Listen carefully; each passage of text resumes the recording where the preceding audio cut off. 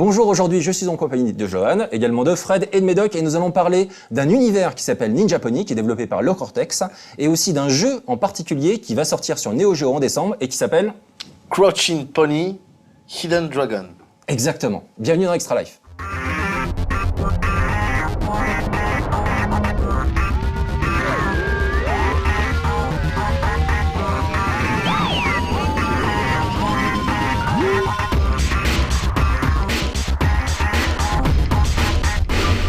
Alors, on va commencer déjà par vous présenter. Donc, Johan et Fred, vous travaillez pour le studio français Le Cortex, qui existe depuis combien de temps maintenant? Alors, le studio, on l'a fondé tous les deux en 2008. Ok. Et il existe toujours jusqu'à aujourd'hui. Donc, si on fait le calcul, ça colle. Voilà. Est-ce que vous avez une expérience préalable dans le domaine du jeu vidéo avant la création du Cortex? Moi, non. Ouais. Mais Johan, oui. En fait, c'est assez connexe. Finalement, nous, on a commencé à l'époque du multimédia. Donc, il y a, ça remonte à une époque un peu néandertalienne. C'est genre, c'est des ROM, c'est des C'est ça, en fait. Ouais, sur PC, à l'époque, l'ère de Director, et ainsi de suite, des premiers trucs. Donc, en fait, on a commencé, on a une première vie, on va dire, professionnelle, avant la reprise. Moi, j'ai fait une reprise d'études, j'ai fait l'École nationale des jeux vidéo et médias interactifs, l'ENJMIN, à Angoulême. Ouais. Et à partir de là, en fait, en dernière année, j'ai fondé un premier studio. Dans lequel ça nous a permis de nous mettre le pied à l'étrier, on a fait nos premières expériences et ainsi de suite. Premier studio, ensuite on en a fondé un deuxième, donc le Cortex. Et donc avec Frédéric, finalement, on a monté une équipe sur laquelle on souhaitait développer les jeux avec la vision qu'on avait exactement du jeu. Vous êtes combien exactement Actuellement, 8 personnes environ, enfin entre 8 et 10, selon les besoins des développements, nous incluons. Ok, très bien. Et vous vous définissez, j'ai vu pas mal d'interviews où vous présentez un petit peu le studio et vos projets en cours, comme des artisans du jeu vidéo. Est-ce que vous pouvez expliquer un petit peu ce que vous entendez par là? Parce que quelque part, quand on fait un jeu vidéo, c'est toujours de manière un petit peu artisanale. Donc du coup, ça demande plein de compétences très différentes. Et c'est des univers qu'on façonne avec amour la plupart du temps, etc. Oui, alors c'est vrai. Pour nous, la définition d'artisan, c'est vraiment de revenir aux valeurs en fait de la création du jeu. Aujourd'hui, il y a une grosse industrialisation qui s'est faite, une professionnalisation extrême qui s'est faite du milieu du développement du jeu vidéo. Alors c'est très intéressant et c'est très important aussi que ça puisse se faire parce qu'on a des gros hits qui sortent, des triple A, des quadruple A même maintenant. Mais on a perdu un petit peu le fait de pouvoir créer des choses qui étaient vraiment qui sortaient de l'ordinaire, qui étaient, on va dire, un peu déviantes de ce que les règles de l'industrie et de la rentabilité nous dictent aujourd'hui. Tiens, vous avez bien aimé ce plat-là, alors je vous resserre ce plat en le déclinant à l'infini. Aujourd'hui, nous, on se considère comme des artisans au sens où on essaye de sortir des sentiers battus et de toujours proposer des expériences un peu innovantes et créatives aux joueurs. On a vraiment un rapport à l'objet, c'est-à-dire que quand on parle d'artisanat, c'est que vraiment on va s'impliquer dans la création de ce jeu jusqu'au moindre petit détail et vraiment d'avoir un objet dont on pourra être fier, en fait, le plus qualitatif possible par rapport à l'expérience qu'on veut donner. D'accord. Ce qui est intéressant, c'est quand vous avez commencé à travailler sur le Cortex, vous avez défini un univers avec ses règles et ses personnages. L'univers s'appelle Ninja Pony. Et ensuite, vous avez l'intention en tout cas de développer plusieurs jeux dans cet univers. Le premier étant un titre Neo Geo qui s'appelle Crouching Pony, Hidden Dragon. Et donc du coup, qu'est-ce qui vous a poussé à créer comme ça cet univers général qui va vous permettre en fait de greffer plein de petits gameplays, de faire plein de projets de jeux au sein de avec une certaine cohérence au sein de cet univers? Alors en fait, c'est parti d'un constat. À chaque fois qu'on devait créer un nouveau jeu, une nouvelle mécanique de jeu, donc on a des cartons avec plein d'idées par rapport au contrôleur, par rapport à la technologie, ainsi de suite. À chaque fois qu'on veut créer un nouveau type de jeu, on se pose la question, qu'est-ce qu'on va faire comme histoire? Qu'est-ce qu'on va créer comme univers? Qu'est-ce qu'on va faire comme délire autour de ça? Et donc à chaque fois, c'est rebelote, on recommence à zéro, on repart dans tous les sens. Et finalement, on a pris un modèle plus à la Tolkien, en disant, on va créer un univers fort, construit, cohérent. On va pas rédiger son histoire, on va rédiger les codes qui gèrent cet univers. Donc le système monétaire, la magie, comment elle est faite, la cosmologie, les déités, les relations entre les personnages, les histoires, les points forts, une chronologie forte dans laquelle on va pouvoir s'appuyer, mais ça nous permettait, de cette façon, de pouvoir dire, dès que je vais créer une nouvelle mécanique de jeu, je me pose plus de questions. Je vais aller à l'intérieur et je vais créer un petit morceau d'histoire, cette fois-ci, qui va s'appuyer à l'intérieur de cet univers qui est cohérent. et on va l'agrémenter au fur et à mesure de toutes nos expériences. Du coup, ça nous permet d'être beaucoup plus libre, de s'appuyer sur nous, notre cœur de métier, à savoir faire des jeux, pour proposer des nouvelles expériences aux joueurs. Donc, quand il y a un nouveau contrôleur, ça nous permet de réfléchir en disant tiens, qu'est-ce que je vais pouvoir te faire en tant que joueur, et non pas qu'est-ce que je vais te raconter. Et parce que finalement, l'histoire, elle va venir dans un deuxième temps et elle va s'appuyer à l'intérieur. Pour nous, c'est un vrai gain de temps et d'énergie par rapport à notre démarche. Alors justement, tu étais en train de nous parler de l'univers, donc Ninja Pony, en français Ninja Poney. Oui. Vous avez fait attention aux ninja japonais? Voilà. Vous avez fait gaffe à ça? Parce marrant, que j'ai regardé. Ouais, parce Maintenant, que alors quand maintenant que tu en parles, attends, je me pose la question, Ouais, maintenant ouais. que tu en parles, ninja japonais, ninja japanese, Parce que quand ninja il m'a... Voilà. Ah, Voilà. incroyable. Parce que mais- quand il m'a dit on va faire une émission Mais merci. là-dessus, il m'a dit ninja japonais, je fais. Est-ce qu'ils sont au courant les mecs de... Et donc je suis content d'avoir. voilà. Et Et alors l'acolyte de Ninja japonais s'appelle Biki Ninja. Biki Ninja. Mais alors, Qui marche. en fait, qui s'appelle Biki en fait, pour le coup. Oui, bien sûr, bien sûr. évidemment. Donc vous êtes à fond dans ce qu'on appelle la mosion, c'est-à-dire la fusion de mots. Et c'est un principe que j'affectionne particulièrement. Tu sais, j'adore ce genre de truc. Et donc plus sérieusement, votre premier jeu de cet univers, c'est sur Neo Geo. Et il n'y avait pas d'autres plateformes peut-être pour, Non, mais parce que pardon, va falloir que tiens, vous ça nous va pousser, expliquiez. toi. Quand je me suis réveillé, C'est vrai, alors, non, en fait, on s'est dit au départ, on va commencer à développer, on a regardé ce qu'on avait comme kit de développement disponible, il n'y avait plus rien sauf une Neo Geo, donc, non, je plaisante bien sûr.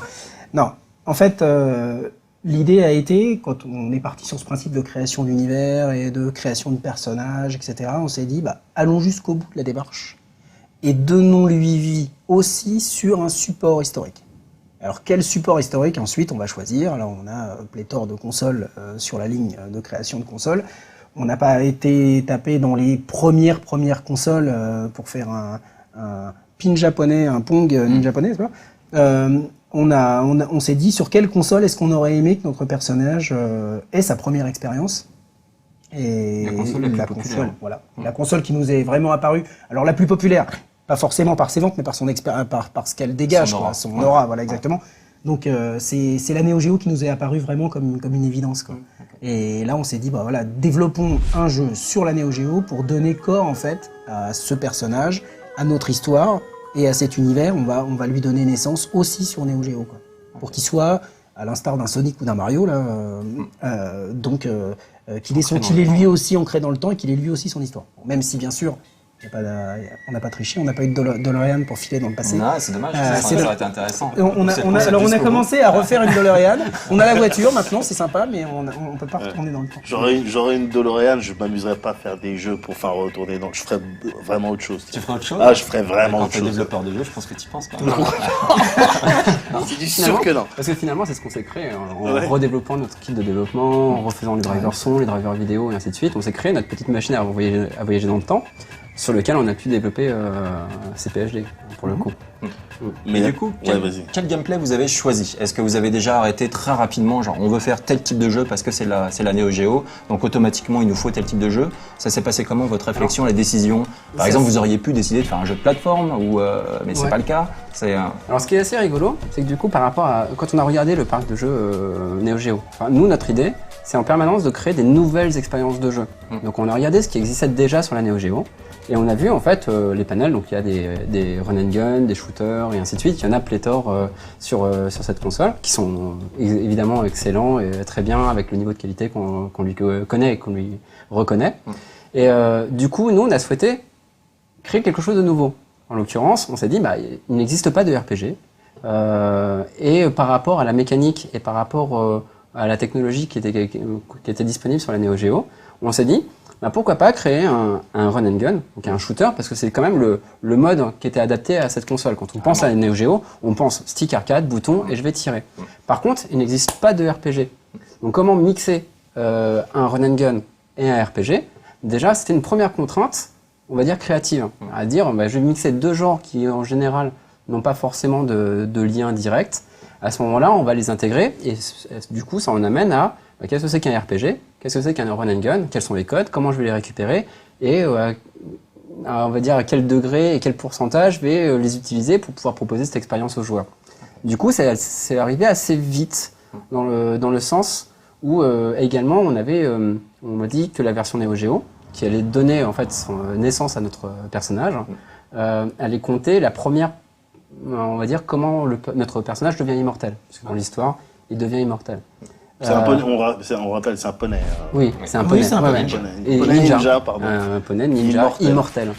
Et avec un seul œil. Voilà, bien sûr. Et qui marche sur 2 jambes. Et qui marche sur 2 jambes et qui est muet. Ninja, Donc, Et qui est muet. et qui est muet en Oui, plus. oui. Du coup, il a quand même pas mal de tard. Il n'est pas vraiment muet, il sait dire ouf. Du coup, on s'est posé la question pourquoi un poney, parce que souvent c'était la question pourquoi un poney. On peut dire on peut naître blanc, jaune, noir ou poney. Enfin, finalement, c'est pas pourquoi pas. Évidemment. Donc du coup, on a créé notre personnage sur Neo Geo. Et finalement, le choix comme on avait quand même une brique narrative assez forte à l'intérieur, on a choisi d'avoir une mécanique de jeu, un gameplay, qui permet quand même de donner une corps à la narration. En l'occurrence, le RPG. Le RPG, ça permet quand même de véhiculer un petit peu d'histoire et de ce qui va se passer. Alors, logique, c'est l'essence même, mais à travers quand même le run and gun, qui lui, par contre, le scénario de Metal Slug, le jeu est démentiel. Par contre, à la fin, j'ai tué des gens. C'est super. Donc du coup, on a mixé ça en essayant de conserver les rythmes. Donc à chaque fois, c'était des notions de compteur. Un peu plus de ça, un peu moins de ça. Mais finalement, la mécanique de jeu pure a émergé très très vite par rapport à tout cet ensemble de contraintes. Mais donc concrètement, les mécaniques de RPG dans Crouching Pony, Hidden Dragon, c'est quoi exactement? On gagne, il y a une barre d'expérience. On va expliquer juste avant. C'est vrai qu'on prend en main le jeu, puisqu'on l'a essayé un tout petit peu là juste avant de tourner cette émission. Donc on dirige un poney ou l'autre personnage, le personnage féminin Bikini. Donc on peut jouer à 2 en coop. Donc sur le même écran, en local, bien évidemment, c'est la Géo. Et donc du coup, vue aérienne, on shoot dans tous les sens, on lance des shurikens avec 2 couleurs principales. C'est donc les ennemis ont également 2 couleurs principales, donc c'est rouge et bleu. Si on lance un shuriken rouge sur un ennemi rouge, ça marche, ça le tue. Si on lance un shuriken rouge sur un ennemi bleu, à ce moment-là, ça nous revient en pleine gueule. Et donc voilà, la première prise en main, c'est vraiment du run and gun. Ouais, c'est du run and gun. Et donc du coup, comment se greffe donc la dimension RPG à cette dimension gameplay run and gun? Alors ce qui se passe en fait, c'est que on a différents éléments du RPG. Déjà quand on démarre avec un tir qui a une fréquence relativement lente et une puissance de tir, donc avec des simples petits shurikens qui vont pas faire beaucoup de dégâts, qui sont adaptés à l'environnement dans lequel on commence, et une barre d'expérience et un niveau. Donc on commence à progresser. Dès qu'on tue des ennemis, ça crée des points d'expérience qui remplissent la barre jusqu'à monter de niveau. Et le résultat sera d'augmenter la capacité totale de la barre de vie. Donc on a une barre de vie au départ de la taille qu'on a sur l'écran, voilà. Et elle se recouvre progressivement et elle peut se recouvrir jusqu'à 3 fois. Donc on gagne des petits morceaux de barre de vie comme ça qui viennent recouvrir la première barre de vie. Enfin, si tant est qu'on ait une barre de vie complète quand on a évolué. Alors la petite caractéristique aussi qui est souvent utilisée dans les RPG, action en tout cas, c'est de re-remplir la barre de vie jusqu'à son maximum, son nouveau maximum maintenant. Donc c'est pas mal parce que quand on est vraiment pris dans un assaut frénétique et qu'on tire dans tous les sens, parce qu'il y a un petit peu du manic shooter aussi dedans quand même. Voilà. Ah oui, il y a un petit peu des boulettes à l'écran, donc parfois on est là en train d'esquiver tout en tuant, etc. Quand on gagne un niveau au milieu d'un boss où il y a plus de 60 tirs à l'écran qui passent dans tous les sens, on est content parce que là on se dit je vais le finir. C'est le bon moment pour passer un niveau. Donc tout ça donc on a donc cet aspect de level up dans le jeu avec l'expérience, et on a aussi donc la possibilité de faire évoluer ses armes et sa fréquence en allant cette fois-ci par contre dans les magasins. Donc là on rencontre des shops, on achète, etc. et on a des petits upgrades temporaires qu'on trouve partout dans le jeu dès qu'on casse un objet ou qui peuvent être droppés par les ennemis, et qui nous permettent d'avoir un petit gain de puissance. Donc à ce moment-là, on va avoir des shurikens, tout à coup on lance des shurikens doubles, on se demande ce qui se passe, des shurikens triples si on est déjà à l'état double, ensuite des gros kunai parce qu'on est passé à l'étape supérieure, des doubles kunai, triple kunai, des anneaux de feu, enfin bon, c'est parti. Attention, des éléphants, des ours, des voitures, tiens je t'envoie un char. Mais du coup, c'est ça qui était plutôt rigolo, en fait, c'était de se dire, quand on va créer un RPG, quelles sont les briques essentielles qui vont faire d'un jeu un RPG. Donc il y a cette notion de gestion de ressources, à savoir qu'à l'intérieur du jeu, on a dans tous les niveaux réparti une quantité de ressources qui est finie, qui ne va pas être générée ou aléatoire en fonction des parties. Et donc, ça veut dire que dans toute l'évolution, puisqu'on va bien parler d'évolution, du premier stage jusqu'au dernier stage, on va avoir une quantité de ressources qu'on va collecter. En fonction de cette quantité de ressources, on va pouvoir aller dans les boutiques les dépenser. Et la façon dont on va les dépenser sera permanente. C'est-à-dire que si j'ai été dans une boutique, j'ai acheté des soins à la place d'acheter un upgrade d'armes, et ben à la fin, en fait, dans le compteur, on aura bien une différence entre la personne qui a passé son temps à soigner et la personne qui aura acheté on va dire, des armes. Et on doit encore plus se gratter la peinture quand on joue à deux, parce que d'après ce que tu m'as expliqué, à deux, les ressources, pareil, elles sont pas multipliées par deux. Ouais. Il n'y a pas plus d'ennemis. Ça veut dire que... Ouais, c'est ça qui était passionnant en fait dans la façon de le concevoir, c'est de se dire, si je fais un run and gun, le principe c'est que je t'envoie des vagues, en fait, tu as une seule ressource qui est ta barre de vie, et puis en fait, on va voir est-ce que tu vas griller un crédit ou pas, est-ce que tu vas mourir, et tu arrives à la fin. Là, en fait, on a cette notion de run and gun, donc en fait, tu as cette ressource de vie, mais tu as surtout cette ressource de thunes, enfin, on va dire de points d'expérience et d'argent, qu'il va falloir se répartir entre deux joueurs. Et finalement, ton évolution, elle est divisée par deux, de fait, quand tu joues à deux. Donc tu as 2 fois plus de vie, 2 fois plus de potentiel de tir, mais 2 fois moins de ressources. Donc ton évolution, il y a une auto-leveling, on va dire, de par le nombre de joueurs, et non pas par un système qui artificiellement va rendre le jeu plus dur parce que tu as 2 joueurs, ou ainsi de suite. Il y avait ce point-là, et puis évidemment, le point névralgique, on va dire, du RPG, qui est une carte, à savoir de l'exploration. Nous, on a fait un run and gun. Habituellement, tu as un run and gun qui te dit le chemin, c'est par là, tu vas à droite, tu shoots tout ce qu'il y a à l'écran et tu passes à l'écran suivant. Nous, on a fait un univers qui est complètement libre, dans lequel tu vas te déplacer, tu vas rentrer dans des maisons, défoncer des pots, à la Zelda par exemple. Donc tu rentres chez les gens comme un malpropre, défoncer les coffres. C'est bon, maintenant c'est à moi. Une petite nuance quand même, c'est que les gens, c'est pas comme dans Zelda, ils sont pas là en t'accueillant en faisant « Ah, bien sûr, merci, mais casse donc mes pots ». Là, ils ont plutôt faut que chose et bâton et ils t'attaquent. ils veulent t'attaquer. C'est-à-dire, si tu rentrais chez quelqu'un, dans le process de création, on s'était dit, si jamais tu rentrais par inadvertance chez quelqu'un, est-ce que la personne t'accueillerait en disant « Ah, bonjour, mais bienvenue, défoncez tout chez moi ». Ça dépend si c'est un poney avec un œil, tu vois. Peut-être j'essaie d'établir le un petit chapeau vert comme ça avec une clochette, je peux tout défoncer chez vous. Donc en fait, il y avait ça, et du coup, on a dit, ok, on peut se déplacer. On a une boussole quand même, parce qu'il faut pas oublier, potentiellement, une personne peut rentrer dans une borne d'arcade, mettre une pièce de monnaie, et commencer à jouer. Donc ça veut dire que le rythme, il faut quand même qu'il puisse jouer. Donc là, il a une boussole qui lui indique où se trouve son objectif, mais c'est pas un GPS. On va pas te dire, prends la prochaine à droite, puis la prochaine à gauche, qui est finalement le mode de déplacement qu'on peut trouver dans un shooter classique. On te dit, va à droite, et puis là, tu vas avoir des ennemis. Là, en fait, il va falloir que tu trouves ton chemin, donc explorer, sachant que l'exploration, ça va avoir comme incidence de trouver plus de ressources, puisqu'il y a plus d'argent, plus de points d'expérience. Donc, comme on est dans un RPG, aller explorer, c'est le fondement même du jeu, parce que je vais récupérer toutes mes ressources, je vais pouvoir faire mon évolution, et je vais pouvoir affronter les monstres qui sont plus puissants derrière, et ainsi de suite. Du coup, on a vraiment ces 2 mécaniques qui sont mêlées. À titre d'exemple, on a une grosse ressource dans le jeu qui sont les jutsu, qui sont la méga bombe en fait. On appuie là-dessus, ça nettoie à peu près l'écran dans lequel on se retrouve si la situation est inextricable. Ces jutsu ne se trouvent qu'à des endroits éloignés dans les cartes. On va pas les trouver sur le chemin évident. De la même manière, il y a des évolutions de barres de vie qu'on peut aussi trouver dans les coffres, qui viennent compléter celles qu'on a en montant les niveaux. Et ces évolutions-là, on les trouve uniquement dans des points où on est obligé d'explorer. Donc vous poussez à l'exploration. Voilà. Il y a des pandas aussi. Il y a aussi des pandas, oui, c'est vrai. Qui se trouvent quelque part, ça me surprend pas. Alors, petite question maintenant. Donc, c'est un jeu Neo Geo. Donc, c'est-à-dire que ça sort sur ces grosses cartouches-là. Oui, c'est ça. Et donc, comment ça s'est passé? J'ai lu que vous avez décidé de ne pas faire de sacrificiel. Est-ce que vous pouvez nous expliquer ce qu'est le sacrificiel? Et ensuite, tout de suite, la question nous parler un petit peu de la production des cartouches. Et derrière, c'est vrai que des cartouches, vous n'allez pas pouvoir en faire 20 000, quoi. Non. Et donc, du coup, il n'y a qu'un nombre limité de joueurs qui vont pouvoir avoir accès à votre jeu. Est-ce que c'est quelque chose qui est frustrant, d'autant plus que c'est un jeu qui installe un univers, quelque part? Donc, est-ce que vous avez d'autres solutions? Est-ce que le jeu va sortir également sur émulateur? Alors, déjà, pour la question de la fabrication, enfin du matériel, on va dire. Pour cette partie-là, le sacrificiel, c'est quoi? Alors, c'est ce que tu as de la cire pour faire un pentacle. Donc, alors, le sacrificiel, en fait, c'est très simple. Il s'agit de prendre un jeu qui vaut pas grand-chose sur la console. Tu l'ouvres, tu nettoies les plastiques, t'enlèves les PCB, tu dessoudes les ROM qui le constituent, et ensuite tu flashes des nouvelles ROM avec des composants d'ailleurs qu'on a beaucoup de mal à trouver aujourd'hui, et tu mets ton jeu à l'intérieur, tu ressoutes sur la cartouche, et tu fais 2-3 petits ajustements sur la cartouche, et hop, tu remets tout ça dans la boîte, et tu vas le vendre à un prix d'or. Le problème pour nous, c'est que tu as détruit quelque part un petit peu du patrimoine quoi, de la console. Alors aujourd'hui, on s'attaque à des jeux qui valent pas grand-chose. On s'attaque parfois pour faire des faux jeux qui valent très très cher, comme Metal Slug ou Blazing Star.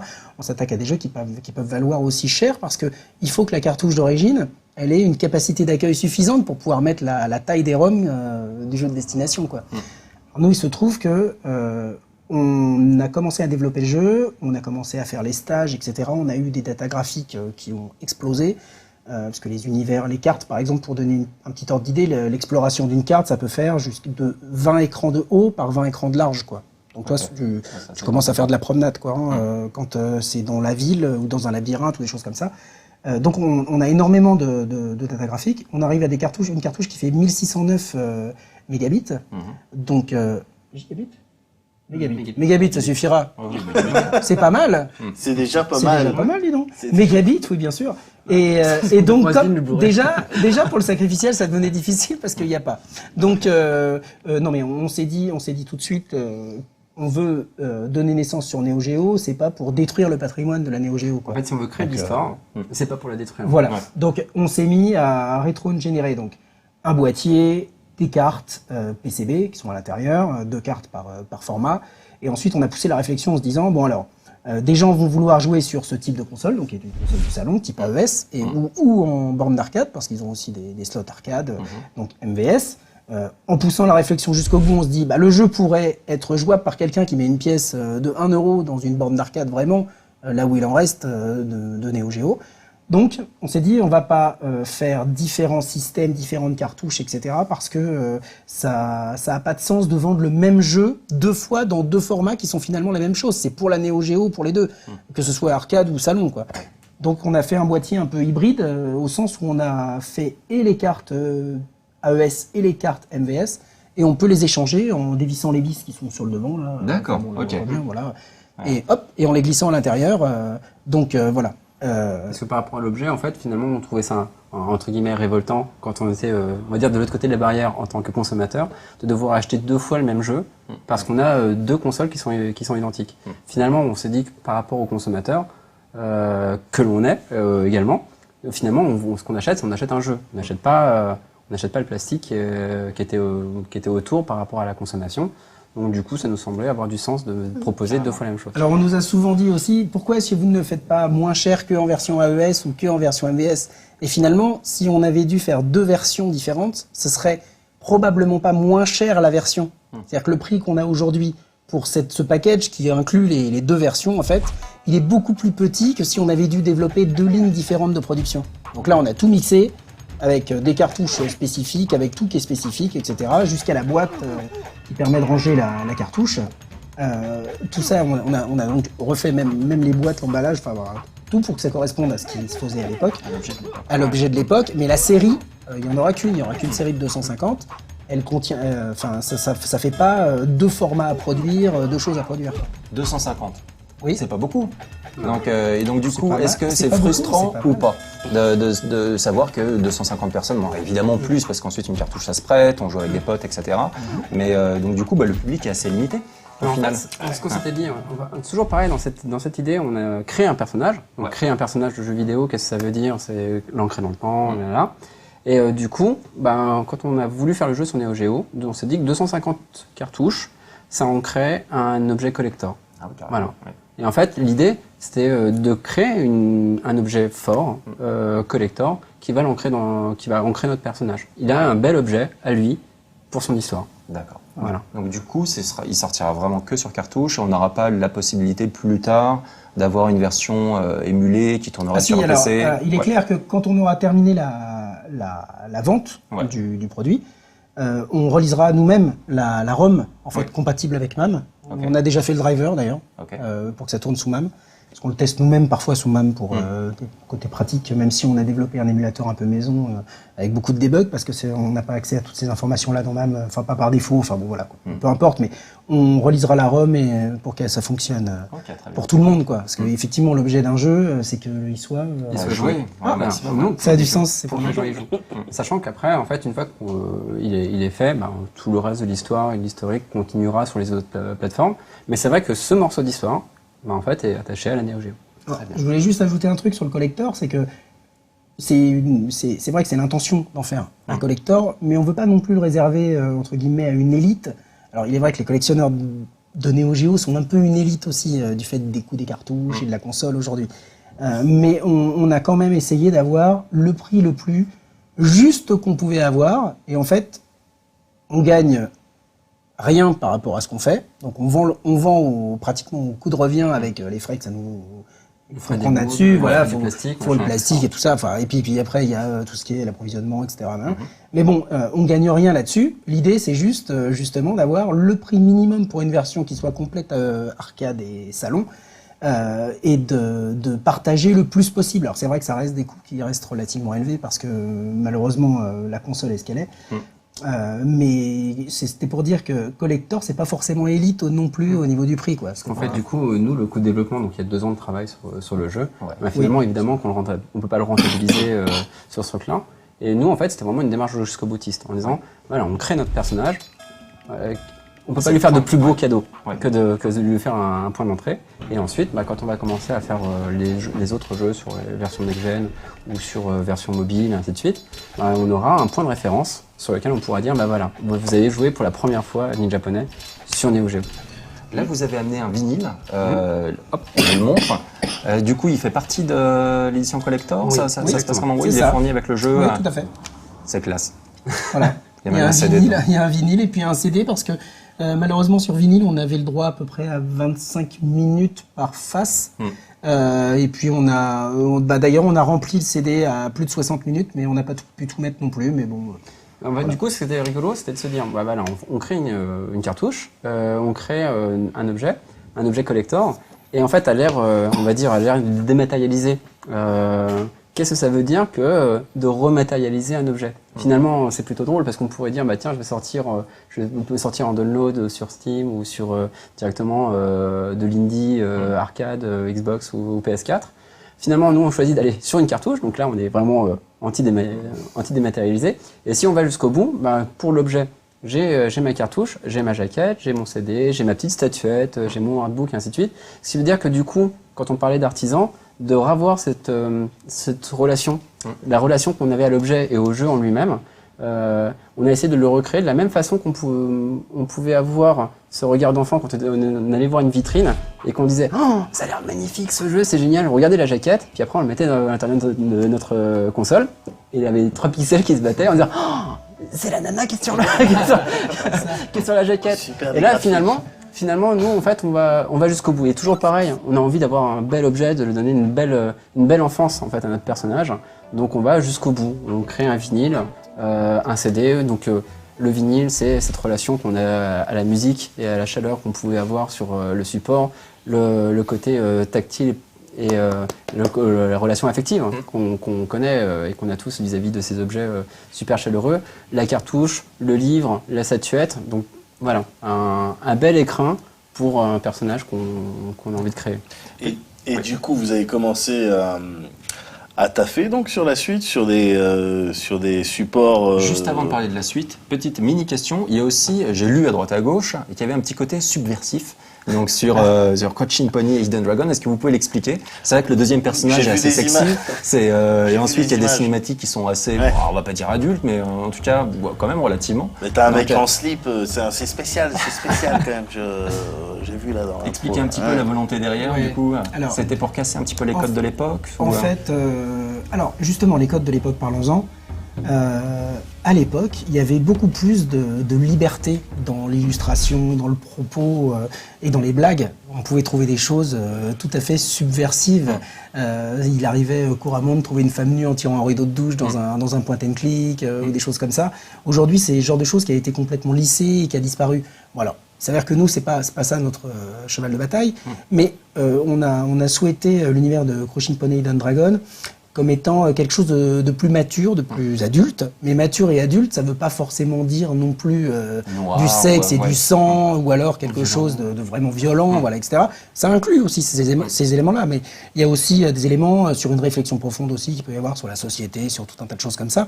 Et l'exclusion, sur le droit à la différence. le droit à la différence, déjà, bon, bonheur, le personnage, c'est un peu il est là, il proclame ça tout seul, quoi. C'est-à-dire un poney qui est là et J'ai le droit d'être un poney. qui fait, voilà, j'ai le droit d'être un poney. Laissez-moi être un poney.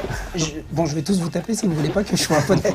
Donc, non mais, donc déjà, on a cette chose qui transpire un petit peu à travers le personnage principal. Mais vraiment, c'est ça, c'est créer un univers mature dans lequel on peut passer. On a un large spectre d'émotions, parce que c'est ça en fait un jeu adulte. C'est-à-dire, un enfant, on peut pas le faire passer de quelque chose de très stressant à quelque chose de très drôle. Puis après, à un point un peu plus, une blague un peu plus potage. Puis là, donc on n'a pas le droit de jouer l'ascenseur émotionnel avec un adulte. On gère ça beaucoup plus facilement. Nous, donc là, on peut passer par des situations beaucoup plus rapidement, des situations beaucoup plus extrêmes. Et donc, c'est en cela que le jeu a ce côté un peu subversif, entre guillemets. C'est pour lutter aussi aujourd'hui contre cette espèce de polissage, voilà, qu'on a et attention à relevez-moi ce col, voilà, parfait, c'est parfait. Donc voilà, on trouve que c'est pas possible, ça freine aussi la créativité et ça devient ridicule. Et au contrario, quand on veut justement montrer des choses très débridées, où on veut faire croire qu'on est justement subversif, à ce moment-là, il suffit de mettre une femme nue en train de danser. Pour nous, c'est la différence entre montrer, c'est-à-dire que quand on veut dire on va faire un jeu adulte, on peut montrer des choses adultes, ou on peut en fait les suggérer, ou on peut tout simplement s'adresser à un adulte. C'est-à-dire que pour nous, s'adresser à un adulte, c'est vraiment la personne qui va rigoler du rire potache, mais qui va comprendre également, par rapport à son vécu, à son histoire, toute la profondeur et la deuxième lecture qu'on peut avoir à l'intérieur du jeu. Okay. Par exemple, dans Ninja Poney, dans Crouching Pony Hidden Dragon, on va pouvoir se balader et il y a un caca au milieu de la rue. Et de l'autre côté, par contre, quand on va croiser un panda, on va demander de sauver un panda. À ce moment-là, en fait, qu'est-ce que ça veut dire que sauver un panda à l'intérieur du jeu? C'est quelque chose de très difficile. Parce qu'en fait, il y a une cage, on va casser cette cage, le panda va s'échapper et il va commencer à se déplacer. Et par contre, il va se faire agresser par tous les autres ennemis du jeu qui vont prendre le panda comme ennemi prioritaire.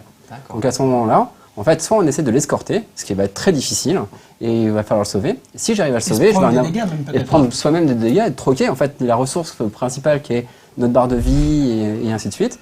Je vais essayer de troquer en fait mon énergie pour sauver un panda. Si j'arrive à le sauver, j'en aurai la plus belle récompense du jeu, à savoir le bonus le plus important de tout le jeu. Si j'y arrive pas, tant pis. Enfin, on va dire tant pis, mais c'est moi qui aurais pris le risque. Et je peux même, si j'ai envie, frapper le panda. C'est-à-dire que j'ai la possibilité et je peux le taper et je peux moi-même le tuer si j'ai envie. Mais à ce moment-là, en fait, je m'adresse bien à quelqu'un qui va avoir une conscience, c'est-à-dire sauve un panda. Mais quelle est l'incidence? Un, c'est pas facile. Et deuxièmement, est-ce que tu choisis de le faire ou pas? C'est pas quelque chose que je vais t'imposer. Il y a des choix moraux, là on est dans du Mass Effect.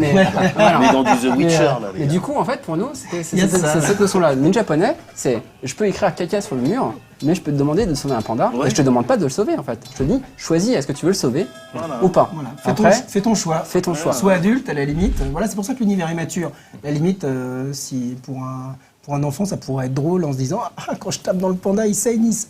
À la fin, il tombe, il est éventré par terre. Là, très bien, c'est drôle. Effectivement, ça m'a fait rire 2 minutes. Mais maintenant, on peut recommencer. Maintenant, il n'y a plus de panda, il n'y en a plus. L'espèce est éteinte. Voilà. Désolé. Donc, on va dire pour nous, c'est ça l'idée subversive. C'est en fait d'avoir différentes formes. C'est-à-dire qu'on ne voit pas la forme ne conditionne pas forcément le message. On peut mettre quelque chose qui peut être mignon, on a l'impression que c'est plutôt que rigolo et ainsi de suite. Mais au final, on a des vrais messages de fond dans toute l'histoire globale de cet univers qui prend en parangon notre propre société et les différences et ainsi de suite. Et le premier point d'entrée, effectivement, c'est est-ce que j'ai le droit d'être un poney? Ok. Très bien. Alors, et donc, il y a peut-être une petite question quand même, il a quand même dit, et on aura la plus grosse récompense du jeu. Oui. Ouais. Et personne ne tilt, alors quelle est cette plus grosse étoile? Je nous refuse à le dire maintenant du fait que la question n'ait pas été posée. Donc il faut sauver le panda. La plus grosse récompense, quoi? C'est un screen à la fin? Ah non. Bikini Ninja en mode. On a le droit de répondre que par oui ou non. D'accord. Donc ça va être très très long. On va garder la surprise. Bah oui, je pense. Sauver la jeunesse, sauver le panda, hein, c'est une occasion de. Hein, mais c'est important du coup. Vous savez qu'il y a quelque chose à la clé. Voilà. Ouais. Ensuite, dernière question. Alors, donc, c'est le point d'entrée dans l'univers ninjaponais. Donc, ce titre Neo Geo. Quelle est la suite? Est-ce que vous travaillez sur d'autres projets en ce moment et sur quelle plateforme? Oui. Alors, on travaille sur de nombreux projets parce qu'on a toujours eu parallèlement. Alors, les fédérer autour d'un univers existant. Pour nous, ça a été libérateur parce qu'on avait, comme disait Johan, beaucoup de projets de gameplay, etc. Donc, oui, il y a des projets qui sont très actifs, dont un platformer qui s'appelle lui-même Ninjapony, il présente le personnage principal aussi, cette fois-ci. Alors, sur console, on va dire next-gen, si on veut, c'est... Voilà, c'est ça. Non, mais justement, Dreamcast et N64. Non, là on saute directement, là ça va de la Vita, la Wii U, PS4, etc. Voilà, c'est un projet qui est powered par Unity 3D, donc voilà, c'est un truc qui va marcher sur les consoles de dernière génération, on va dire, plutôt que next-gen, parce que ça me fait toujours un petit peu rire aussi, c'est pour ça que j'ai utilisé... des nouveaux contrôleurs, en fait. Du coup, c'est une nouvelle façon de contrôler le personnage. Donc là, il y a une réflexion sur ce qu'apportaient les nouveaux contrôleurs d'aujourd'hui. Et de l'appliquer à un nouveau platformer, enfin un nouveau type de platformer. Utiliser les sticks analogiques, pas de boutons, etc. Voilà, ça c'était un petit peu le défi. Et si mes manettes n'avaient plus de boutons et que j'avais que 2 sticks, c'est ce que les nouveaux contrôleurs ont apporté. C'est ce que donnera l'expérience Ninjapony. Est-ce que vous avez une fenêtre de tir pour la sortie de Ninjapony, du coup? Ou pas du tout, le platformer? Le platformer, oui, on a une fenêtre de tir, large, 2014, c'est pas mal comme tir. Bon, c'est pas mal, ça arrive vite. Oui, ça arrive même très vite. Mais 2014 mais j'ai dit, normalement en 2014, c'est ça, ça va de janvier à décembre. Enfin, pour Crushing Pony, c'est pareil, c'était 2013. Et sur Neo Geo, c'est en décembre? C'est en décembre, voilà. Okay. Donc il est déjà possible de commander les cartouches sur votre site internet? Tout à fait. www.lecortex.com/cphd. Faut pas le dire, si? Si, faut le dire. Alors écoute, je le dis et puis on l'affiche là. Donc effectivement, en fait, actuellement, pour l'instant, c'est encore donc de la précommande, puisque les cartouches sont en train d'arriver. Donc tant qu'elles sont pas montées, on considère que c'est de la précommande, et donc les personnes pourront acheter CPHD, l'édition collector, au prix de l'édition standard. Donc l'édition collector, c'est celle qui contient tous les goodies, les statuettes, le disque, le hardbook. Non, le hardbook, c'est autre chose. Ça, c'est le hardbook de l'univers. Il y a un hardbook comme ça. Il y a un hardbook en fait spécifique avec les illustrations qui ont été réalisées pour CPHD, pour la version Neo Geo comme référence.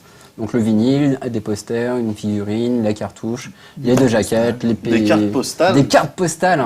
C'est quand même fou. Hein. Bah ouais, si t'as envie d'écrire, je sais pas. Ta famille, lui dire des nouvelles du poney. Est-ce que il va bien. J'ai sauvé le panda. C'est beau ça. Voilà, c'est beau. Génial, merci beaucoup d'avoir apporté tous ces objets, de nous avoir présenté également tous ces projets. Et surtout, c'était très agréable de prendre en main le jeu, donc j'ai hâte de voir un petit peu une version finale quand ça arrivera là en décembre. Merci d'avoir fait le déplacement, même si vous n'étiez pas très loin, vous êtes sur Paris également? Oui, on est rue de Charonne, vers Bastille. C'est cool. Donc encore merci à toi Médoc, et on se retrouve très bientôt pour un prochain Extra Life. Salut tout le monde.